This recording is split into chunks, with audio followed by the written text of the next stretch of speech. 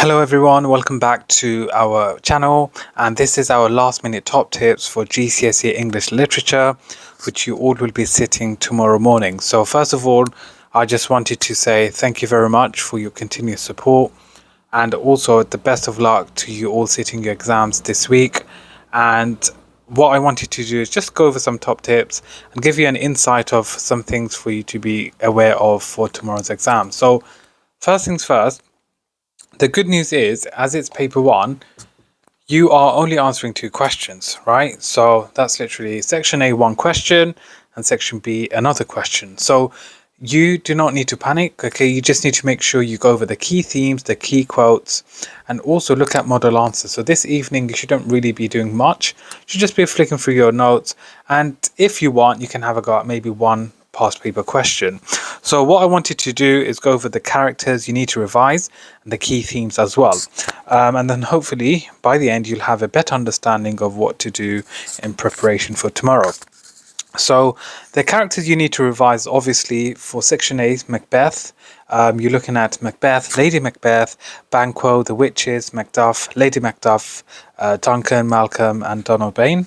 And the key themes you need to revise include ambition, the supernatural and witchcraft, leadership, kingship and tyranny, masculinity, femininity, guilt, bravery, and courage. So these are the key themes that you need to be aware of. Now, for each character and each theme, these are some important questions you need to ask yourself, right?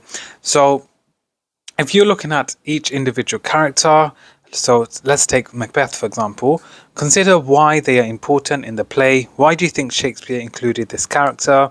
And also in terms of themes, consider why they are important in the play, and why do you think Shakespeare wants the audience to think about this issue? So you have a range of questions for both the characters and themes to be aware of. So what I can say is you can maybe take a screenshot of this and help you revise and answer these questions. Now, if we look at the past paper, for section A, to those of you doing Macbeth, okay, same concept applies for Romeo and Juliet, by the way. There will only be one question based on Macbeth, and you will not have to choose a question. And the examiner will provide a brief explanation of where in the play the extract comes from. So as you can see from this example, it's taken from Act 1, Scene 5. And one extract from the play would be printed for you, and you should refer to this for at least a third of your answer. It's a good idea to use quotations from here, and you'll have to remember any other quotations yourself. And you should spend around 50 minutes on this question. This includes your planning, writing, and checking your work. So for tomorrow, make sure before you actually write your answer, you plan your question, because it gives you guidance and clarity, and then you don't start to panic and start waffling. Okay, so that's my advice to you. Start planning before you actually write. And the question, remember, will either be based on a theme or a character. So that's why it's important tonight or this afternoon, depending on when you're watching it, you are familiar with all the themes and the characters so that tomorrow you don't get cooked. So if you did listen to that comment, please let me know in the comment section below so I know, because I can see some of you do watch all the way until the end, which is amazing, and you don't skip through it, which is really, really good. Now, the question we have here, it says, starting with this speech, explain how far you think Shakespeare presents Lady Macbeth as a powerful woman. The question will ask you to give your opinion. So there's 2 bullet points: how Shakespeare presents Lady Macbeth in this speech, and how Shakespeare presents Lady Macbeth in the play as a whole. So it's 30 marks. You get 4 marks separately for your AO4. That's your SPAG. So please be mindful. Please be cautious with your SPAG. And remember, the first part is to do with the text or the extract itself. So you're looking to write 2 paragraphs for the first bullet point, 2 paragraphs for the second bullet point. So you're looking to write 4 paragraphs in total, ideally, for this question. And that is your section A. So same concept applies for section B to those of you studying A Christmas Carol as well. And remember to work on your time management. Okay, please be cautious with the time. Don't panic, because ultimately there's only 2 questions and you should be ready to go.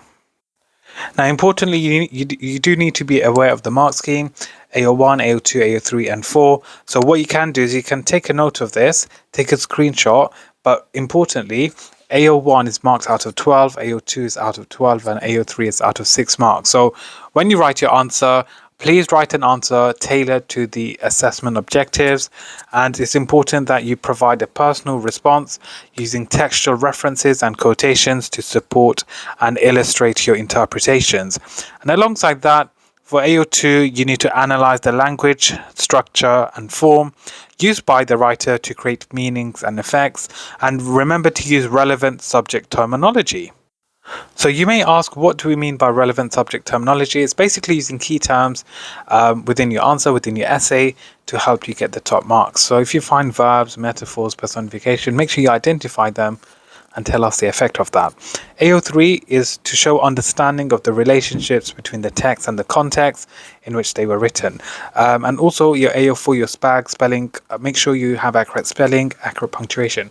And remember, as it's a literature exam, make sure your answers are detailed and developed, and try to look at the explicit analysis and the implicit, so the obvious and the not so obvious. So these are my sort of top tip. And yes, that takes us to the end of the video. Please subscribe, like and share our channel, as it does help our channel grow. Thank you all for the continued support, and best of luck for tomorrow's exam, and I shall see you very soon. Don't forget to subscribe, like and share, and follow us on all social media platforms at Easy Education London. If you are interested in joining our online classes, you can visit our website www.easyeducationlondon.com for more information. Thank you very much.